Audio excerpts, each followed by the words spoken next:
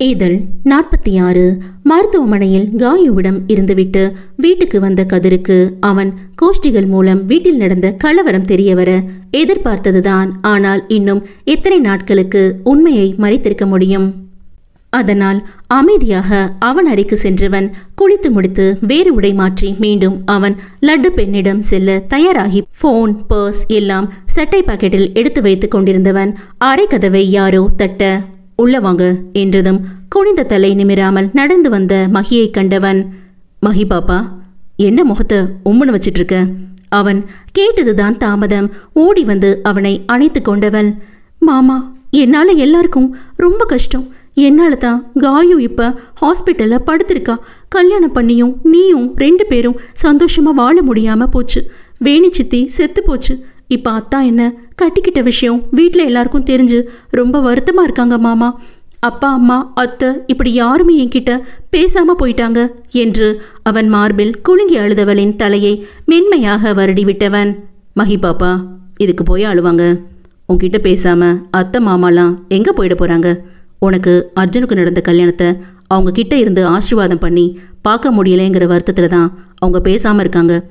உனக்கு ஒரு விஷயம் தெரியுமா மகி என்றவனின் முகத்தை நிமிர்ந்து அவள் பார்க்க அவள் அழுத கண்களை துடைத்து விட்டவன், அர்ஜுன் உன் கழுத்துல தாலி கட்டலைனா மட்டும் உங்க 2 பேத்துக்கும் கல்யாணம் நடந்திருக்காதுன்னு நினைச்சியா என்றவனை குழப்பமாக பார்க்க, நீ பிறந்த உடனே மீனாட்சி சித்தி உன்னை அவங்க மக அர்ஜுனுக்கு தான்னு சொல்லிட்டு போயிட்டாங்க. அதுல இருந்து உன்னை இங்க இருக்க எல்லாருமே அர்ஜுன் பொஞ்சாதியாவே நினைச்சு வெளியால் யாரு உன்னை பொன் கேட்டு வந்தாலுமே இல்லைன்னு சொல்லி அனுப்பி வச்சிட்டு இருந்தோம். இப்ப புரிஞ்சுதா அவங்க எல்லாம் ஏன் பேசாம இருக்காங்கன்னு? நீ சின்ன பிள்ளையா இருக்கும் போதே உன் கல்யாணத்தை மொத்த ஊரையும் கூட்டி விமர்சையா நடத்தி பார்க்கணும்னு ஆசைப்பட்டவங்க நம்ம வீட்டு பெரியவங்க இப்படி திடுதுப்புன்னு அவங்க ஆசை நிராசையாச்சுன்னா அவங்க மனநல எப்படி இருக்கும்னு நீயே கொஞ்சம் நினைச்சு பாரு மகி. ஆனா இப்ப கூட உங்க கல்யாணம் நடந்ததை நினைச்சு அவங்க நிம்மதியா தான் இருப்பாங்க. நீ கவலைப்படாம போய் உன் புருஷனை கவனி. அவன் கண்ணடித்து கூற இதையெல்லாம் ஆச்சரியமும் அதிர்ச்சியுமாக கேட்டுக்கொண்டிருந்த மகி அவன் கடைசியாக சொன்னதில் வெக்கம் கொண்டவள், போ மாமா என்று விட்டு அவன் அறைக்கு ஓடியவள் அப்படியே ஜர்க்காகி நின்று விட்டாள். இங்கு பித்து பிடித்ததை போல் தலைவிரிக்கோளமாக கண்கள் இப்படியும் அப்படியுமாக உருட்டி பார்ப்போரை பயம் கொள்ளும் வைப்பதை போல் இருந்த பைரவியை கண்டு கஜாவும் அவள் பாட்டியும் கைகளை பிசைந்து கொண்டிருக்க, போச்சு போச்சு, எல்லாமே போச்சு. நான் அவளுக 2 பேர்கிட்டையும் அசிங்கமா தோத்து போய் இப்ப கதிர், அர்ஜுன் 2 பேரையுமே இல்லாம நிக்கிறேன். ஐயோ, என்னால இப்படி ஒரு அசிங்கத்தை சகிச்சுக்க முடியல. எனக்கு அர்ஜுன் வேணும். அவனோட மொத்த சொத்துக்கும் நான் மட்டும்தான் ராணியா இருக்கணும். ஆனா இப்ப அவன் சொத்துக்கெல்லாம் அந்த மகிதான் ராணியா இருப்பான். சின்ன வயசுல இருந்தே உன்னை எனக்கு பிடிக்காதடி. எல்லா விஷயத்திலையும் என்னை விட நீ உயர்ந்திருக்கிறதால உன்னைத்தான் எல்லாரும் தலையில தூக்கி வச்சு கொண்டாடி இருக்காங்க. இப்ப வந்த அர்ஜுன் முதற்கொண்டு இல்ல இல்ல நடக்காது. அர்ஜுனும் அவன் சொத்தும் எனக்கு மட்டும்தான் சொந்தமா இருக்கணும். விடமாட்டேன் மகி. உன்னை அர்ஜுன் கூட சந்தோஷமா வாழவே விடமாட்டேன். இப்படித்தான் அர்ஜுன் மகி திருமண விஷயம் தெரிந்தது முதலேயே கஜாவும் பாட்டியும் எவ்வளவு எடுத்து கூறியும் கேட்காது அவள் பாட்டுக்கு கத்தி கொண்டிருக்கிறாள். அத்த, இப்ப என்ன பண்றது? இப்படியே பைத்தியம் பிடிச்ச மாதிரி இவ புலம்பிக்கிட்டு இருந்தா என்னதுக்காகிறது? கஜா கலக்கமாக கேட்க, இதுல நான் என்னத்த சொல்ல இருக்கு? நம்ம நினைச்ச மாதிரி ஒரு கன்றாவியும் நடக்கலைன்னு நமக்கே ஆத்திரமா வரும்போது பாவம் என் பேத்திக்கு எப்படி இருக்கும்? சின்ன வயசுலயே ஆசைப்பட்ட அந்த கதிர் பையனும் இல்லை. சரி, வசதியை வாழறான்னு அந்த அர்ஜுன் பையன் மேல ஆசையை வளர்த்துக்கிட்டு அவன் பின்னாடி சுத்திட்டு இருந்தா. கடைசியில அந்த சிரிக்கி மவ இடையில புகுந்து எல்லாத்தையும் கெடுத்து வச்சுட்டாளே பாவி என பாட்டி புலம்ப, ஏத்த நீங்க அவைய பேசினதெல்லாம் கேட்டியலா? அந்த மகி பிறந்ததும் இவள் அந்த மீனாட்சி அவன் அவனுக்கு கேட்டதாவும் இவங்களும் அவளை அந்த ஹோட்டல்காரனுக்கு தேன்னு அப்பவே முடிவு பண்ணி வச்சுட்டதா சொல்லி அழுதாளே. அடி ஆமாண்டி, குடும்பமே சேர்ந்து கமுக்கமா முடிவெடுத்து வச்சுட்டுதேன். நம்ம அந்த பயலை பைரவிக்கு கேட்கும்போது எகிரிக்கிட்டு வந்தாளுக போல. இது தெரியாம நான் வேற என்னென்னவோ பேசி அசிங்கப்பட்டதே மிச்சம். பாட்டி அங்கலாய்த்து கொள்ள, என்னத்த பையோட நிலைமையை பத்தி கவலைப்படாம நீய அசிங்கப்பட்டதை பத்தியே பெருசா பேசிட்டு இருக்கிய? கஜா சற்று கோபமாக எகிற, அடி போடி இவ வேற. அதான் அந்த பைய அந்த சிரிக்கி மாவ கழுத்துல திருட்டுத்தனமா தாலியை கட்டிப்புட்டானே. இனிமே என்னத்த பண்ண முடியும்? வேறு ஒரு நல்ல வசதியான வீட்டு பையனத்தை பையுக்கு பார்க்கணும் என்றதும் ஒரு தட்டு பறந்து வந்து பாட்டி மேல் விழ, ஐயோ அடியாத்தி, அடியே, பேசிட்டு தானடி இருக்கிறவ, இது என்னடி மாமியார்னு கூட மறுவாதம் இல்லாம தட்டால் அடிக்கிறவ? பாட்டி கத்த, ஐயோ அத்தை, அதை நான் போடல, உங்க பேத்திதேன் என்று கஜா சொல்லவும் இருவரும் பைரவியை பார்க்க, இன்னொரு முறை மாப்பிள்ள அது இதுன்னு பேச்செடுத்தீங்க, அம்மா பாட்டின்னு பார்க்க மாட்டேன், கொலை பண்ணிடுவேன். 2 பேரும் இப்ப வெளியே போறீங்களா, இல்ல பெரிய சைஸ் கல்ல கொண்டு வந்து ஒரே போடா போட்டு கொலை பண்ணட்டுமா? காட்டு கத்து கத்த மாமியாரும் மருமகளும் ஒரே ஓட்டம்தான். இங்கு ஹாய் பொண்டாட்டி, உனக்காக தான் அத்தா ரொம்ப நேரமாக வெயிட்டிங். அங்கேயே நிற்கிற, நம்ம ரூம் தான், கூச்சப்படாமல் அத்தான் கிட்ட வா பார்ப்போம். மகியின் அறையில் அவள் படுக்கையில் கால் மேல் கால் போட்டு ஆட்டிக்கொண்டே அர்ஜுன் படுத்திருக்க, கதிரிடம் பேசி வந்த மகி தன் அறையில் அர்ஜுன் இருப்பதைக் கண்டு அதிர்ச்சியில் இருந்தவள் அவன் பேசியதை கேட்டதும், சும்மாவே இவன் கையும் காலும் சும்மா இருக்காது, இதுல பொண்டாட்டிங்கிற உரிமை வேற, என்ன பண்ண காத்திருக்கானோ என்ற சிந்தனையில் அவனை முறைத்து பார்த்த மகி, அத்தா இது ஏ ரூம், இங்க என்ன பண்றீங்க? வீட்டுல யாராவது பார்த்தா என்ன நினைப்பாக? நீங்க உங்க ரூமுக்கு போங்க, மூக்கு விடைக்க கோபமாக சொல்ல.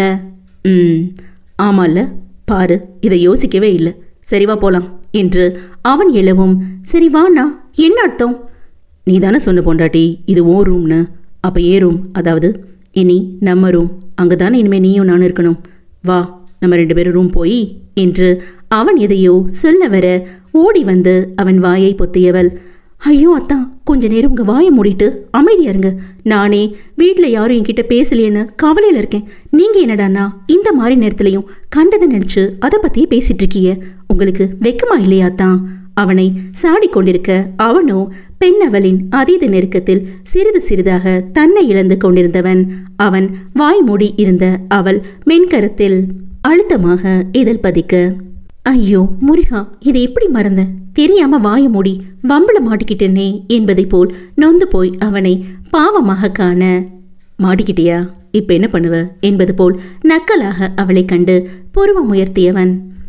அவள் கண் மூடியதுதான் தெரியும், அடுத்து எப்படி மெத்தையில் தஞ்சம் புகுந்தாளோ, ஆடவன் அவள் முகத்தில் முத்த ஊர்வலம் வருவது கூட அறியாதவளாய் கண்மூடி தன்னவன் அருகாமையில் தன்னை மெல்ல மெல்ல தொலைத்த நேரம், அவன் விரல் போடும் ஒவ்வொரு தாளத்திற்கும் பெண்ணுடல் அதிர்ந்து அதிர்ந்து அவனை மிரட்சியோடு அவனை கண்டவள், அத்தா மூச்சு முட்டுது என்று தவித்து போய் அவள் திணறி போக, அவளின் தவிப்பை உணர்ந்து விருப்பமே இல்லாமல் பாவம் பார்த்து அவள் வயிற்றிலிருந்து கையை எடுத்தவன், என்ன ரொம்ப தவிக்க வைக்கிறடி பொண்டாட்டி, இதுக்கெல்லாம் சேர்த்து வச்சு வட்டி முதலமா வாங்கும்போது பாவமே பார்க்க மாட்டேன்டி என்றவன் அவள் இதழை சிறை செய்தான். இதழ் 47. லட்டு பாதடி வலிக்க போது என்று பதறியவனாக படுக்கையில் திரும்பி படுக்க முடியாமல் அவதிப்பட்ட காயுவுடன் ஓடி வந்த கதிர், இந்த அறுக்க தண்ணியை எடுத்துட்டு வரதுக்குள்ள அப்படி என்ன லட்டு அவசரம், நான் வந்து உதவி பண்ண மாட்டேனா? கடிந்து கொண்டே அவளை சரியாக படுக்க வைத்து, வலி அதிகமா இருக்கா லட்டு என்று தவிப்பாக கேட்டவனை விழியசையாது பார்த்த காயு இல்லை என்று மெல்லமாக தலையசைத்தாலும் அவளின் முகத்தில் அப்பட்டமான வழி தெரிவதை உணர்ந்தவன், என்னைய மன்னிச்சிரு லட்டு, என்னால தான் இப்ப நீ ஆஸ்பத்திரியில படுத்து கிடக்கிற என்றான் வருத்தமாக. அன்று அவளை இருவர் சேர்ந்து கொல்ல வந்த பின்பு காயு கண் விழித்து 5 நாட்களுக்கு மேல் ஆகிவிட்டது. தினமும் அவளிடம் இதே வருத்தமான தாலாட்டு பாட்டை தான் கதிர் மன்னிப்பு கேட்கிறேன் என்று பாடிக்கொண்டிருக்கிறான். ஒவ்வொரு முறையும் அவன் கவலை தேய்ந்த முகத்தை பார்க்கையில் அவளுக்கு இதயத்தில் 1000 முறை துப்பாக்கி குண்டு பாய்ந்ததைப் போல் வலி கொடுக்கும். பல முறை அவனை சமாதானம் செய்து சோர்ந்து போன காயு, ஏன் மாமா திரும்ப திரும்ப அதையே பேசிட்டு இருக்கிய, அதான் இப்ப நான் நல்லா இருக்கேனே, இப்படி சோகமா மூஞ்ச வச்சுக்காத மாமா, பார்க்க சகிக்கல என்று முகத்தை அஷ்டகோணலாக்கி உதட்டை பிதுக்கியவளை காதலாக நோக்கியவன் முகம் சட்டென பேய் அறிந்ததைப் போல் மாறியது. அவள் கேட்ட கேள்வியில், மாமா உன்கிட்ட தான் கேட்டேன், அம்மா நல்லா இருக்காங்களா, சரியா சாப்பிடுதா, எனக்கு இப்படி ஆயிடுச்சுன்னு கவலைப்பட்டு அது உடம்ப கெடுத்துக்க போகுது, இந்நேரம் அதுக்கு உடம்பு நல்லா இருந்திருந்தா என்னை விட்டு எங்கேயும் நகர்ந்திருக்காது, பாவம் மாமா, அம்மா அத நல்லா பார்த்துக்கோ என்று அவள் பாட்டுக்கு பேசிக்கொண்டே போக, லட்டு அத்தை செத்து போச்சுடி, தரையை நோக்கி பார்வை பதித்து அவன் வேதனையாக கூறியதை கேட்டவள் அதிர்ச்சியாகி கண்ணீரில் அதை நினைக்க, மாமா மாமா நீ போய் தானே சொல்ற என்றவளுக்கு தொண்டை அடைத்தது. நான் பொய் சொல்லல லட்டு.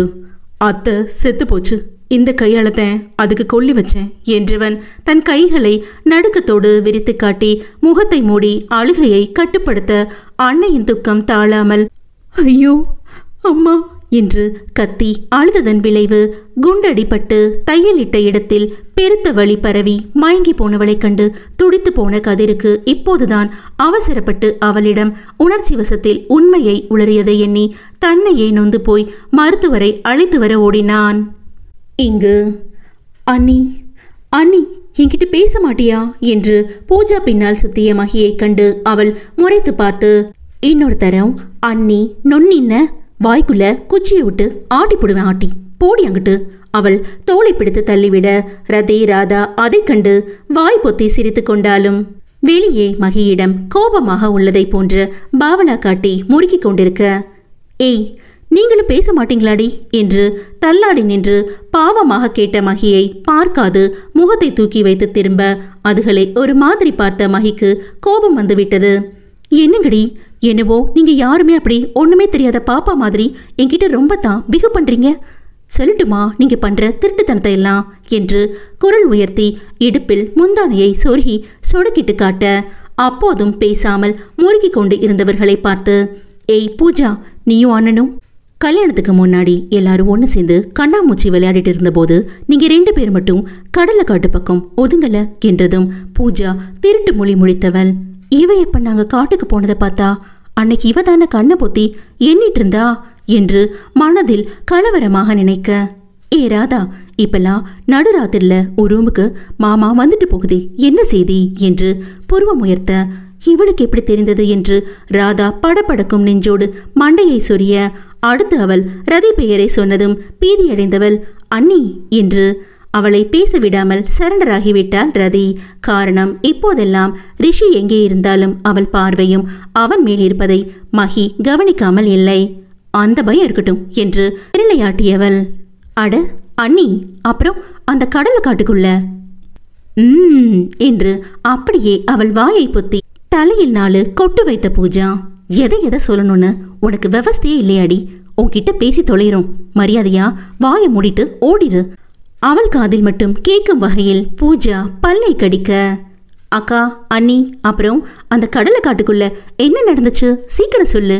ரதி ராதா அதை தெரிந்து கொள்ள ஆவலாக கத்தி கொதிக்க அவள் வாயிலிருந்து பூஜா கையை தட்டிவிட்ட மகி காட்டுக்குள்ள என்ன நடந்துச்சுன்னா என்று வாயை திறக்க போக மகி, நீ மட்டும் இது கிட்ட எதையாவது வளரி வச்ச அப்புறம் நான் மனுஷியா இருக்க மாட்டேன் சொல்லிட்டேன் என்றவள் சுத்தி கூடிய இளைஞர் அணியை சங்கடமாக பார்த்த பூஜா அடி பாவி, வாயை திறந்து சொல்ல மாட்டேன்னு சொல்லிட்டு இப்படி லவுட் ஸ்பீக்கர் போட்டு கத்தி ஊரையே கூட்டிட்டேடி சண்டாளி என்று மனதில் புலம்பியபடி நிமிர்ந்து பார்க்க மொத்த கூட்டமும் அவளையே குறுகுறுப்பாக பார்த்ததை போன்ற உணர்வில் சங்கடமாக நெளிந்து கொண்டே அறைக்கு ஓடியவள் பின்னாலேயே ஓடப்போன குரு சட்டையை பின்னால் இருந்து பிடித்து கொண்ட கார்த்தி ஏ மாமா இப்படி மானத்தை வாங்குற, உன் தங்கச்சி பார்க்கறது கூடவா தெரியாம கிஸ் அடிப்ப என்று கார்த்தியை மேலும் கீழும் பார்த்த குரு தோடா யோகியரு சொல்ல வந்துட்டாரு, இவர் மட்டும் தோட்டத்தில் நின்று என்ன பண்ணியலாம் போடாடே என்று அவனை தள்ளிவிட்டு ஸ்டைலாக நடந்து அறைக்கு போனான் குரு.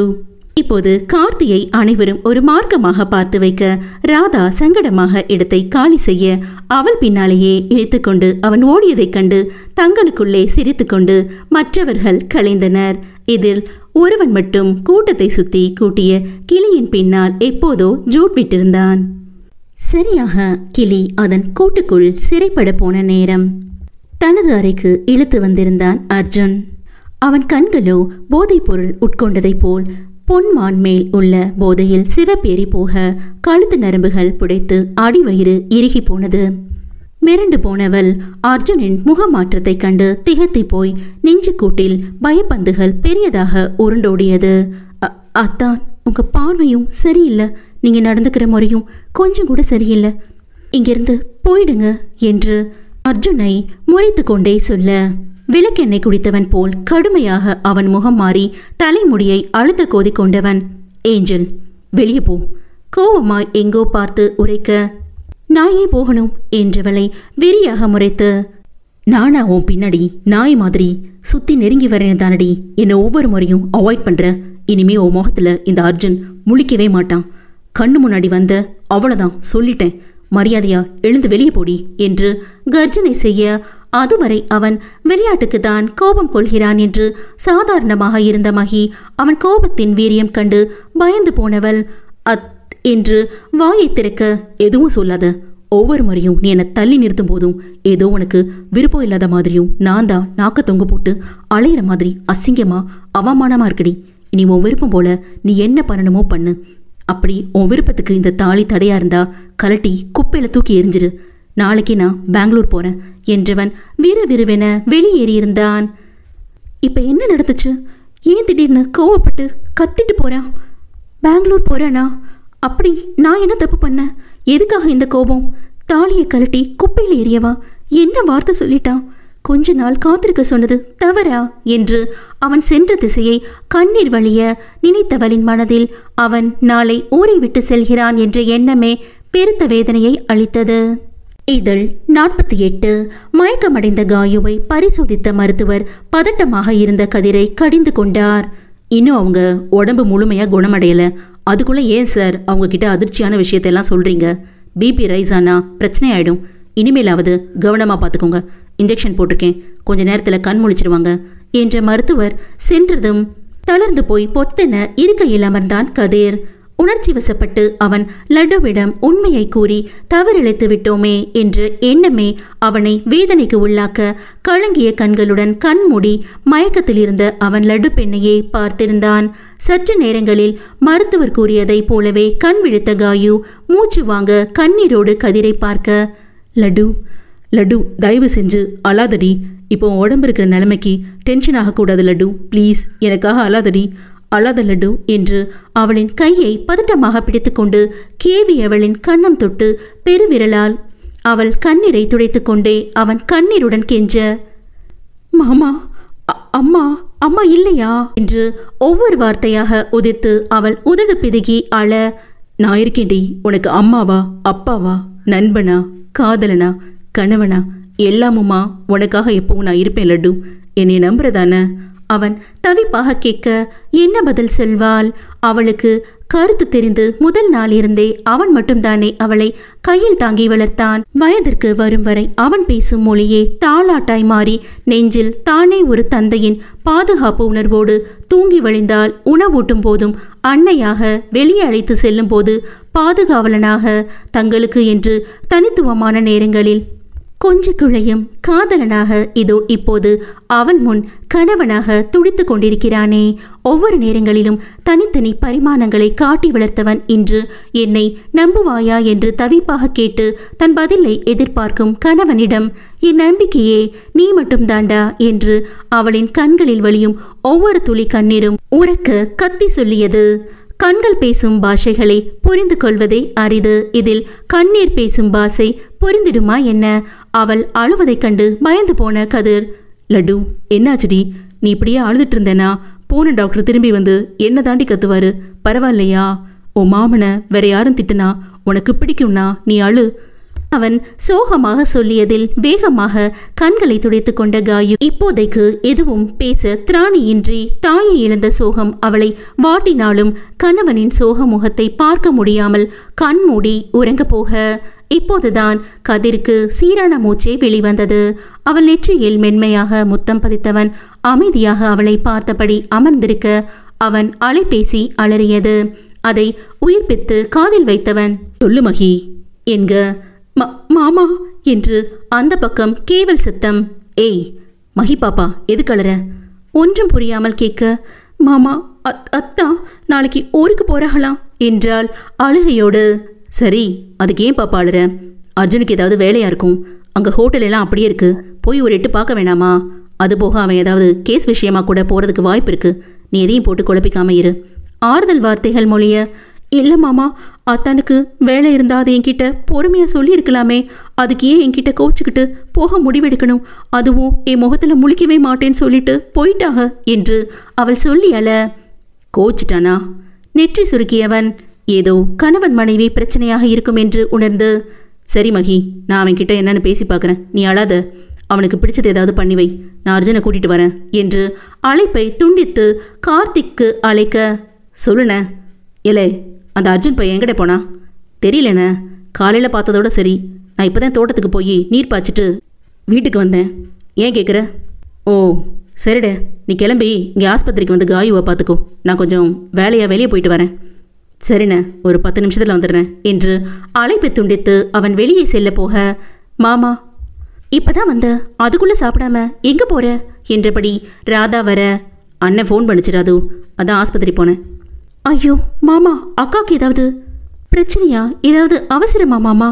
அவள் பதறி கத்தியதில் குடும்பமே ஒன்று கூடிவிட்டது. மொத்த பேரும் காயுவுக்கு என்ன என்று பதற தலையில் அடித்து கொண்டவன், ஒன்றும் இல்லை, அண்ணனுக்கு செத்த வேலை இருக்குன்னு என்னை துணைக்கு கூப்பிட்டுச்சு, யாரும் பயப்படாதீங்க என்றவன் ராதாவை முறைத்துவிட்டே சென்றான்.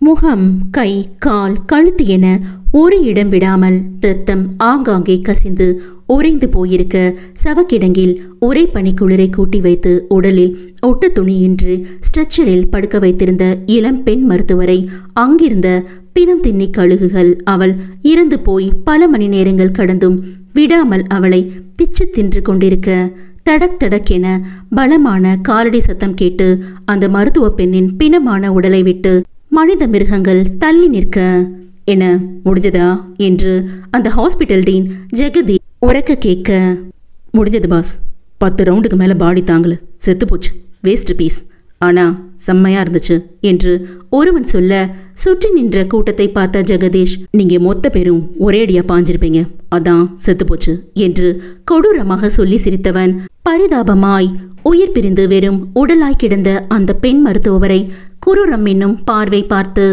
வந்தமா, வர பேஷண்ட்டுக்கு ட்ரீட்மெண்ட் பார்த்தமா, டேப்லெட் எழுதி கொடுத்தமான்னு போயிட்டே இருந்திருக்கணும்.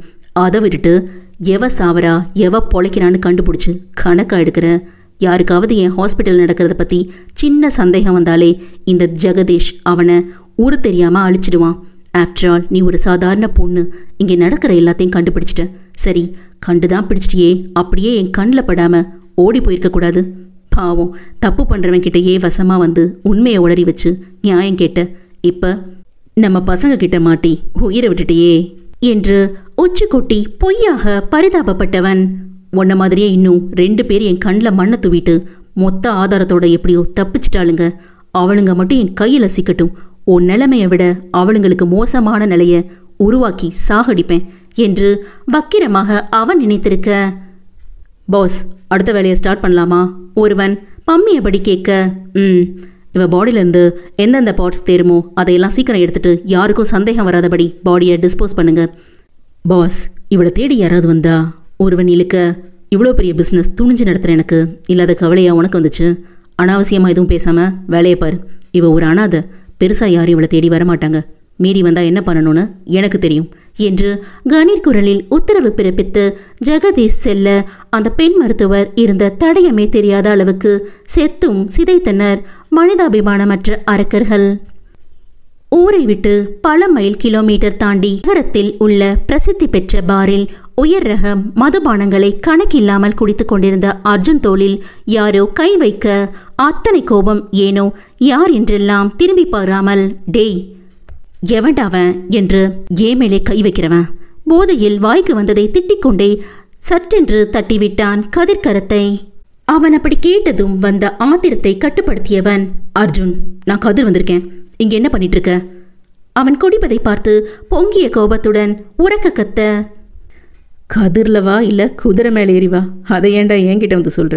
வேண இங்கே வந்து என்னடா பண்ணுவாங்க பார்த்தா தெரியல, குடிச்சிட்டு இருக்கேன்.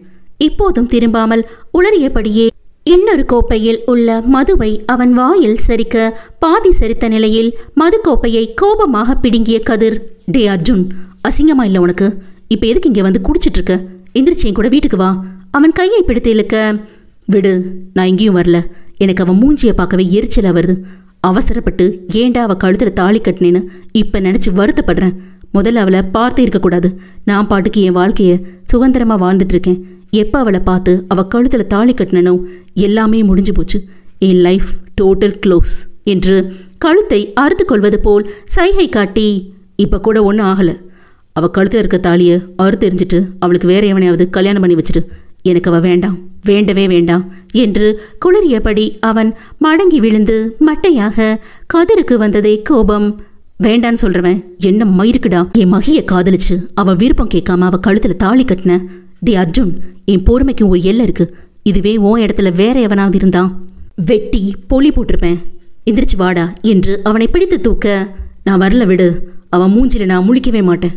யாருடா நீ, என்னைய தொட்டு தொட்டு பேசுற என்று போதையில் கத்தத் தொடங்க அர்ஜுன் மேல் வெறியானான் கதிர்.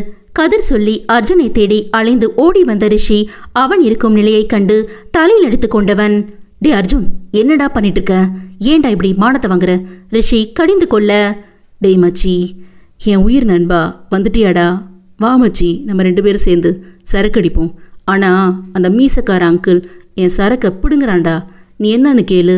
உதட்டை பிதுக்கி கதிரை காட்டி ரிஷியிடம் கம்ப்ளைண்ட் செய்ய ரிஷி சங்கடமாக அவனை பார்க்க கதிரின் முகமே காட்டி கொடுத்தது அவன் எத்தனை கோபத்தில் உள்ளான் என்று. மகி ஃபோன் செய்ததிலிருந்து அர்ஜுனிடம் பேச வேண்டி அவனை எங்கெங்கோ தேடி அலைந்த கதிர் கடைசியாக ரிஷி நினைவு வந்து அவனுக்கு அழைத்து அர்ஜுன் எங்கே சென்றிருப்பான் என கேட்க வேறு வழி இல்லாமல் ஏதாவது பெரிய பாரில் இருக்க வாய்ப்பிருக்கு என்று சொல்லவே பல பாரை ஏறி இறங்கி கடைசியாக இங்கு வந்தவன் கண்டது மூக்கு முட்ட குடித்து கொண்டிருந்த அர்ஜுனைத்தான். இருவரும் சேர்த்து அவனை தூக்கி வந்து அர்ஜுனின் காரில் கிடத்த வீட்டுக்கு வரும் வரையில் அவன் புலம்பல் நிற்கவில்லை. அதிலும் உன் முகத்துல நான் முழிக்கவே மாட்டேன்டி, நீ எனக்கு தேவையே இல்லை என்று இடைவிடாமல் புலம்ப ரிஷிக்கு ஒன்றுமே புரியவில்லை. ஏன் இப்படி திடீர்னு மகிய வேணான்னு சொல்றான்? கொஞ்ச நாளா நல்லா தானே இருந்தான், இப்போ இவனுக்கு என்ன ஆச்சு? ஒருவேளை நான் பயந்ததை போலவே மகிய இவன் என்று நினைக்கும் போதே உள்ளம் பதறி போனான் ரிஷி. அதே நேரம் அவன் மேல் கொலை வெறியே வந்தது. போதை தெளியட்டும், இருக்குடா உனக்கு என்று நினைத்து பல்லை கடித்து கொண்டு காரை ஓட்ட அவன் பின்னே கதிர் அதைவிட மோசமான மனநிலையில் இருசக்கர வாகனத்தில் வந்து கொண்டிருந்தான். இதழ் 49. அர்ஜுன் கோபித்துக் கொண்டு வீட்டை விட்டு சென்றதிலிருந்து உண்ணாமல் உறங்காமல் அவன் ஏன் திடீரென தன்மேல் கோபம் கொண்டு கத்தினான்? கத்தினது கூட பரவாயில்லையே, ஆனால் தாலியை கலட்டி எரிய சொன்னது எந்த விதத்தில் நியாயம்? அப்படி என்ன தவறு செய்தேன்? சிறு நாட்களுக்கு கணவன் மனைவியாக எல்லை மீற வேண்டாம் என்று சொன்னது தவறா? இதற்காகவா தன்னிடம் அத்தனை கோபத்தையும் காட்டி சென்றான் என்று நினைக்கையில் கண்ணில் இருந்து மாலை மாலையாக கண்ணீர் வழிந்து கொண்டே இருந்தது. காலையில் வீட்டை விட்டு சென்றவன் எங்கு சென்றானோ, சாப்பிட்டானோ இல்லையோ என்ற கவலை வேறு அவளை வாட்ட, நள்ளிரவு என்றும் பாராமல் மாடியில் நின்று அவன் வரவுக்காக சாலையை எட்டி பார்த்து கொண்டு நின்றவளின் கண்கள் பூத்து போனது. குளிர்காற்று அவள் பொன்மேனியை நடுங்க செய்து கொண்டிருப்பதை கூட பொருட்படுத்தாமல் உள்ளங்கையை தேய்த்து கொண்டவளுக்கு மொட்டை மாடியில் தன்னவனுடன் கழித்த கொஞ்சி கதைத்த அழகிய தருணங்கள் யாவும் நினைவு படமாக அவள் கண்முன் விரிய அவளையும் அறியாது இதழ்கள் புன்முறுவல் செய்தது. அதே சமயம் கிரீச்சிடும் சத்தத்தில் வாசலில் நின்ற காரை கண்டவள் ஓட்டமெடுத்தாள் வாயிலை நோக்கி. முழு போதையில் நிற்கக்கூட திராணியின்றி இருந்தவனை கைத்தாங்களாக சங்கடமாய் பிடித்து நின்ற ரிஷியையும் இறுகிய முகத்துடன் கோபமாக புல்லட்டை விட்டு இறங்கிய கதிரையும் புரியாமல் பார்த்த மகி காதில் விழுந்தது, நீ எனக்கு வேணாண்டி, நான் உன் முகத்திலேயே முழிக்கவே மாட்டேன். நான் கட்டின தாலியை அறுத்தெறிஞ்சிட்டு வேறு எவனையாவது நல்லவனை பார்த்து கட்டிக்கும், எதனா பண்ணு, நீ வேணாண்டி, நீ எனக்கு வேண்டவே வேண்டாம். திரும்ப திரும்ப அழுத்தம் திருத்தமாக இதையே சொல்லி அவன் உளறுவதை கேட்டு சுக்கு நூறாக உடைந்து போன மகி கண்ணீரோடு கதிரை பார்க்க மேலும் மேலும் கதிரின் முகம் இறுகி கோபத்தில் சிவந்து போக மகியை அழுத்தமாக பார்த்த கதிர், மகி நீ உள்ள போய் படு, நாங்கள் அர்ஜுனை அவன் அறையில் படுக்க வச்சுட்டு வந்துடுறோம் என்க விருப்பமே இல்லாமல் அவன் பேச்சுக்கு மறு வார்த்தை பேசாமல் அர்ஜுனை திரும்பி திரும்பி பார்த்து கொண்டே அவள் அறைக்கு சென்றவளுக்கு அவன் பேசிய வார்த்தைகள் யாவும் அவள் இதயத்தை ஈட்டில் வைத்து குத்தி கிழித்தது. பின் இருவரும் சேர்ந்து அவனை அறையில் படுக்க வைத்துவிட்டு வெளியே வந்த ரிஷி அவன் அறைக்கு செல்ல போக, ரிஷி நில்லு என்ற கதிரின் அழைப்பில் அவன் என்ன கேட்கப் போகிறானோ என்று சங்கடமாக பார்க்க கண்மூடி திறந்து தன்னை ஆசுவாசப்படுத்தி கொண்ட கதிர், அவனை பார்த்துக்கோ ரிஷி, முடிஞ்சா அவனுக்கு நல்லது கெட்டது சொல்லி புரியவை. ஏன் மகி அவனால் கஷ்டப்பட்டா தம்பின்னு கூட பார்க்க மாட்டேன், வெட்டி போட்டுருவேன். அவன் தோளில் தட்டிவிட்டு வேறு எதுவும் பேசாமல் அவன் சென்றுவிட போகும் அவன் முதுகை பார்த்த ரிஷிக்கு அர்ஜுன் மேல் கொலை வெறி ஏறியது. அர்ஜுன் நினைவிலேயே உழண்டு கொண்டிருந்த மகி புரண்டு புரண்டு படுத்து பார்த்தும் தூக்கம் வராமல் மெல்ல எழுந்து அர்ஜுன் அறைக்கு வந்தவள் அவன் நன்றாக உறக்கத்தில் இருப்பதைக் கண்டு ஆத்திரமும் அழுகை போட்டி போட்டு கொண்டு வர தன் தூக்கத்தையும் நிம்மதியும் கெடுத்துவிட்டு மூக்கு முட்டை குடித்துவிட்டு இவன் மட்டும் நிம்மதியாக உறங்குகிறானே என்று ஒரு மனம் கோபம் கொண்டாலும் அவன் சாப்பிட்டானோ இல்லையோ என்று பெண் மனம் கவலை கொள்ள எப்போதும் அவனுக்காக அவள் கொண்டு வரும் பாதாம் பிஸ்தா நறுக்கி கட்டியாக காய்ச்சிய பாலில் போட்டு மிதமான சூட்டில் எடுத்து வந்தவள் தூக்கத்திலேயே போதையின் பிடியில் இப்படியும் அப்படியும் புரண்டு படுத்திருந்தவனை கடினப்பட்டு எழுப்பி அமர வைக்க மீண்டும் மெத்தையில் சரிய போனவனை அவள் தோளில் சாய்த்து கொண்டு பால் குவளையை அவன் உதட்டில் வைத்ததும் நன்றாக பசியில் இருக்கும் குழந்தை போல் மொத்த பாலையும் காலி செய்துவிட்டு அவள் இடையை கட்டிக்கொண்டு அவளின் தோளின் மீதே உறக்கத்தில் முகத்தை பிரட்டி எடுத்ததில் பெண் தேகம் கிடுகிடுவென நடுங்க. பாவம் மகிக்குதான் தூக்கம் தொலை தூரம் சென்றுவிட்டது.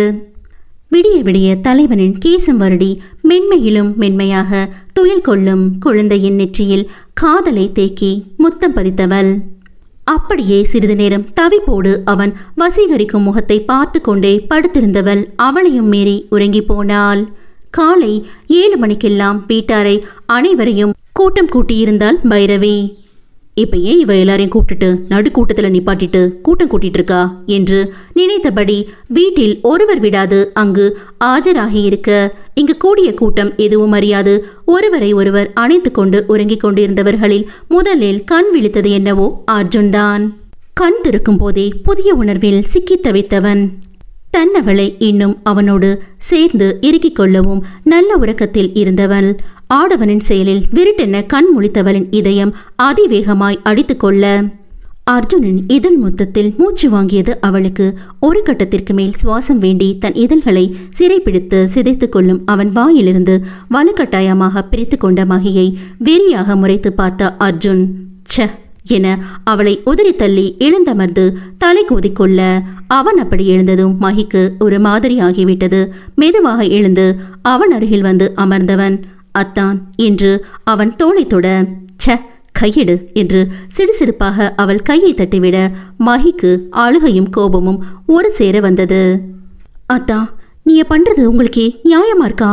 அப்படி நான் என்ன பண்ணேன்னு என்கிட்ட நீங்க நேத்திருந்து கோவமா இருக்கிய, வாய்க்கு வந்ததையெல்லாம் பேசுறிய, இதெல்லாம் கொஞ்சம் கூட நல்லா இல்லாதான். அவள் சற்று குரல் உயர்த்தி கேட்டதும் கோபமாக அவளை பார்த்தவன் ஏன் முன்னாடி இந்த சத்தம் போட்டு பேசுற வேலையெல்லாம் வச்சுக்கிட்ட அடிச்சு பல்ல உடைச்சிருவேன்.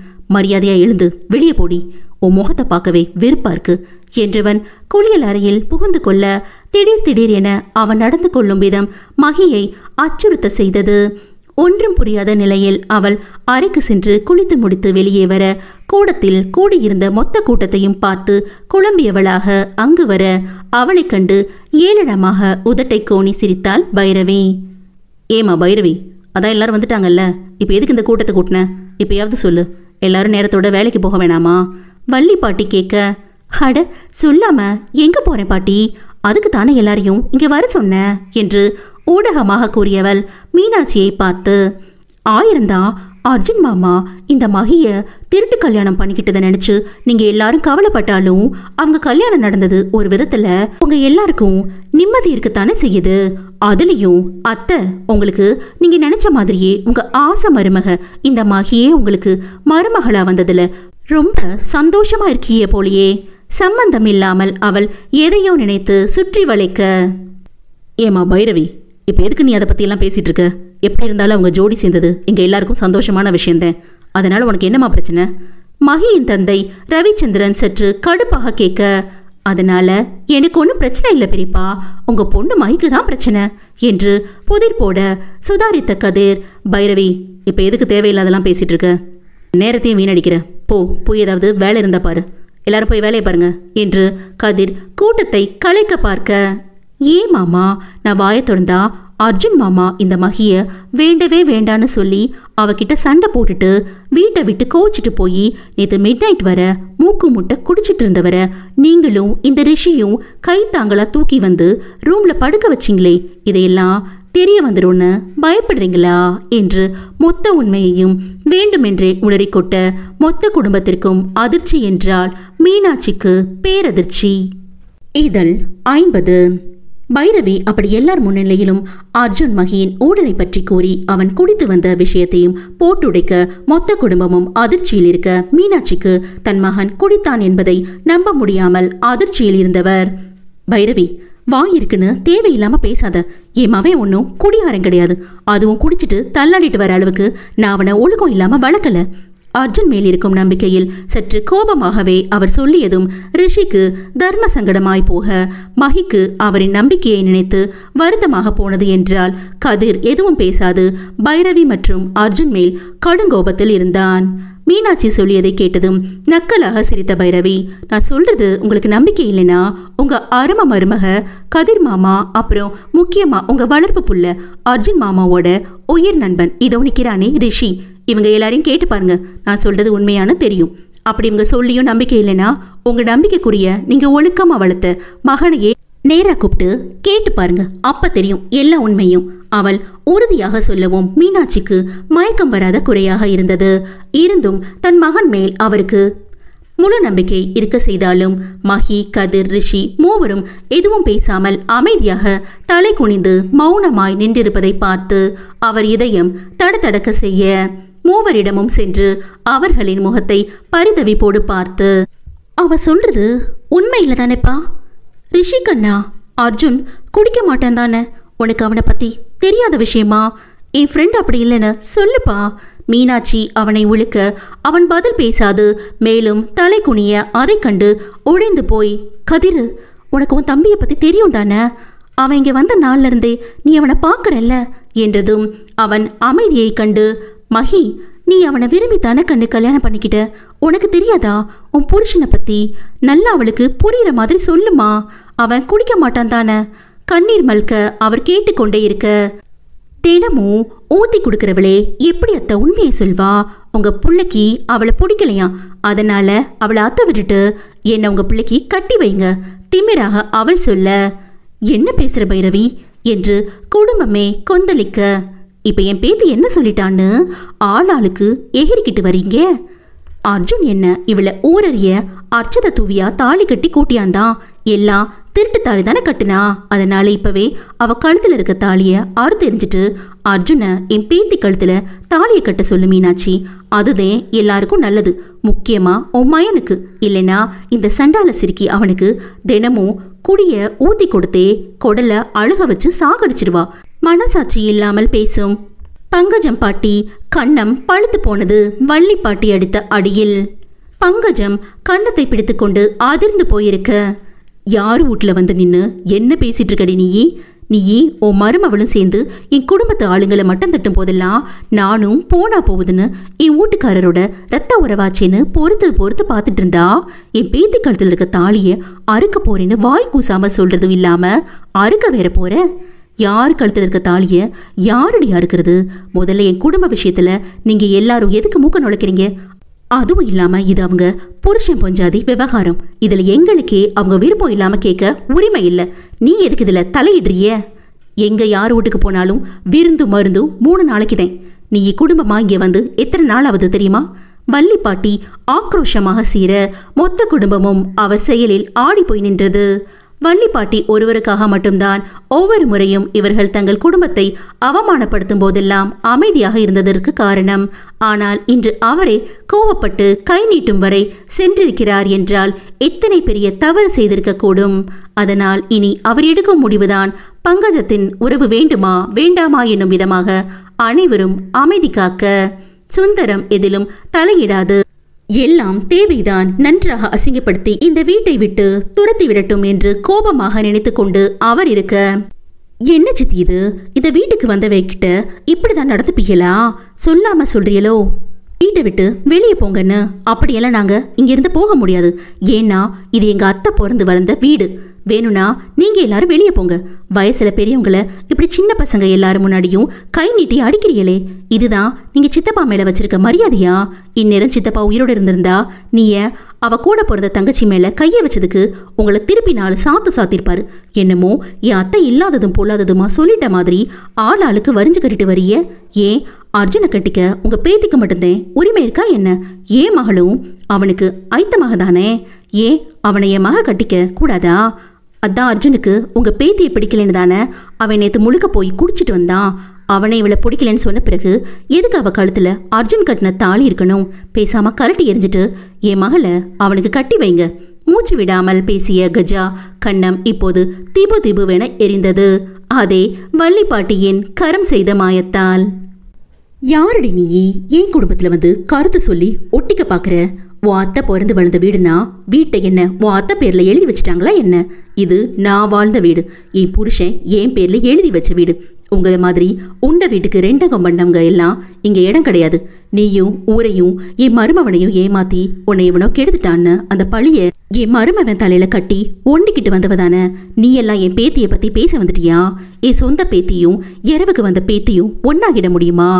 அனைவரின் முன்னிலும் பாட்டி கஜாவின் குட்டத்தை உடைத்து அவளின் முகத்துக்கு நேராக கை நீட்டி கத்த அவமானத்தில் முகம் கருத்தது கஜாவிற்கு. கூடவே பங்கஜம் இதையெல்லாம் இப்ப எதுக்கு இந்த வள்ளி வெளியே சொல்லி அமக்கலம் பண்றா என்று நினைத்திருக்க பைரவிக்கு இந்த விஷயம் புதிது. அவள் அதிர்ச்சியில் அவளின் அம்மாவையே பார்த்திருக்க அவளுக்கு மட்டுமல்ல அங்கிருந்த இளவட்டங்களுக்கும் இது புதிதுதான். நீங்க பாரு பங்கஜம், ஒழுங்கா உன் மருமவளையும் பேத்தியும் கூட்டிட்டு உன் வீட்டுக்கு போ. இனிமே எப்பவும் அன்னை வீடு நீங்க வராத. இந்நேரம் என் புருஷன் உயிரோட இருந்தா கழுத்து பிடிச்சி வெளியே தள்ள கூட தயங்கி இருக்க மாட்டாரு. கிளம்பு என்று வாயில் பக்கம் கை நீட்ட மொத்த குடும்பமும் அவமானத்தில் கருவிக்கொண்டே ஒன்றும் பேச முடியாத நிலையில் அவர்களின் பக்கத்து வீட்டிற்கு சென்றது. அவர்கள் பின்னாலேயே சுந்தரமும் செல்ல போக அதை பார்த்த பாட்டி, அத்தை மேல உனக்கு கோபம் இருந்தா தாராளமா நீயும் போ சுந்தரம் என்றதும், ஏன் அத்தை அப்படி பேசுறீங்க? பெத்த புள்ள மாதிரி வளர்த்த உன் மேல நான் ஏன் கோவப்பட போறேன்? நான் போறதே அவங்க 3 பேத்தையும் பிரிச்சு கஜா பைரவிய ஊருக்கு அனுப்பி வைக்கத்தேன். இல்லைனா இன்னும் யாரு கூடிய கெடுக்கலான்னு திட்டம் போடுவாளுங்க. போயிட்டு வரேன் அத்தை என்றவர் கோபமே உருவாக சென்று விட்டார். சூனியக்காரிகள் மூவரும் சென்றதும் வீடே அமைதியாக காட்சியளிக்க மீனாட்சி ஏதோ முடிவெடுத்தவராக அர்ஜுனின் வரவை எதிர்பார்த்து காத்திருக்க அவரின் எதிர்பார்ப்பை பொய்யாக்காமல் கை சட்டையை மடக்கிவிட்டபடி அவன் லக்கேஜை எடுத்துக்கொண்டு படியில் இறங்கியவனை மொத்த குடும்பமும் புரியாமல் பார்த்து வைக்க அவன் கையில் இருந்த பெட்டியை கண்ட மகி சொன்ன மாதிரியே ஊருக்காத்தான் கிளம்பிட்டாரே என்ற பயத்தில் ஏக்கமாக அவனையே அவள் பார்த்து நிற்க மறந்தும் கூட அவள் முகத்தை அவன் ஏறிட்டு பார்க்கவில்லை. அர்ஜுன், நீ குடிப்பையா என்ற கனத்த குரலில் மீனாட்சி கேள்வி எழுப்ப, மீனாட்சி இப்ப எதுக்கு புள்ளைய நிக்க வச்சு கேள்வி கேட்கிறவ? எதுவா இருந்தாலும் பொறுமையா தனியா பேசிக்கலாம். ரவிச்சந்திரன் நிதானமாக எடுத்து சொல்ல, இல்லன எனக்கு இவன் குடிப்பானா இல்லையான்னு தெரிஞ்சே ஆகணும். இந்த குடியால நான் பட்ட கஷ்டம் கொஞ்சம் நெஞ்சம் கிடையாது. அதோட இவனும் குடிப்பான்னு மட்டும் தெரிய வந்துச்சு. அப்படியாப்பட்ட புள்ளையே வேணான்னு நான் தலை முழுகிடுவேன். ஆவேசம் பொங்க கத்தி அழ அர்ஜுன் எதுவும் பேசாமல் மனம் முழுக்க விரக்தியில் இறுகிய பாறையாக அவன் நிற்க கலங்கிய விழிகளோடு அவனை கண்ட மகி என்ன நினைத்தாளோ, அத்தை உங்க புள்ள மேல நீங்களே நம்பிக்கை இல்லாம பேசலாமா? எனக்கு என் புருஷன் மேல நம்பிக்கை இருக்கு. அவங்க குடிக்க மாட்டாக. இனிமே நீங்களும் நம்புங்க என்றதில் இனிமே என்ற சொல்லை அவள் அழுத்தி கூறி அர்ஜுனை பார்க்க அவளை தீயாய் முறைத்து கொண்டு நின்றான்.